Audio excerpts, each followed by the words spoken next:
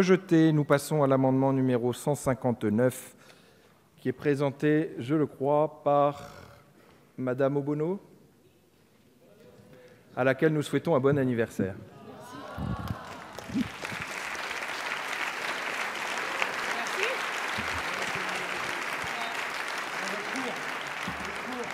Et donc le meilleur cadeau, ce serait de voter pour la suppression des alinéas 11 à 16.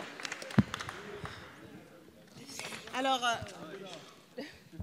le groupe de la France Insoumise propose en effet de supprimer les alinéas 11 à 16 de cet article 3, qui persiste et signe dans la direction de souplesse demandée aux salariés. Il s'agirait de modifier les règles de recours à certaines formes particulières de travail. Et il est simple de constater que la souplesse imposée et liée à ces formes particulières de travail mènera les salariés à réaliser le double alto arrière pour vivre ou survivre. Mais au fait, de quoi parle-t-on? On parle de modifier les règles de recours au télétravail et au travail à distance. Dans le rapport Melting des RH d'Orange, qui préparait la loi El Khomri sur ce point, il était proposé de faire sauter les protections en matière de durée de travail et de repos, en étendant les possibilités de recours au forfait jour et en autorisant le fractionnement des repos quotidiens et hebdomadaires qui avaient été partiellement inclus dans cette loi.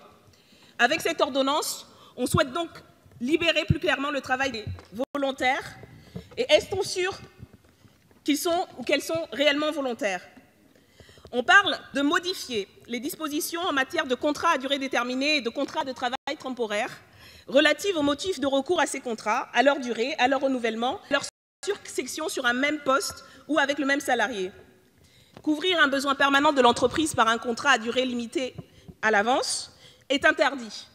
Raison pour laquelle la loi a encadré cette pratique en limitant notamment les cas de recours possibles à ces contrats courts, en limitant leur durée maximale et le nombre de renouvellements possibles. Ici, cela consiste à permettre aux accords de branche de se passer de ces contraintes en ajoutant des cas de recours nouveaux, un nombre plus important de renouvellements, ainsi que des durées plus longues, y compris avec le même salarié ou sur un même poste, permettant ainsi l'utilisation de ces contrats pour répondre à un besoin permanent de l'entreprise. On parle encore de modifier les règles de recours aux contrats à durée indéterminée, conclus pour la durée d'un chantier ou d'une opération. Il s'agit de lier le salarié à un temps court, à la durée d'un chantier ou d'une opération. Merci. Avec la précarisation du quotidien, les CDD, les temps partiels et les intérims la connaissent déjà.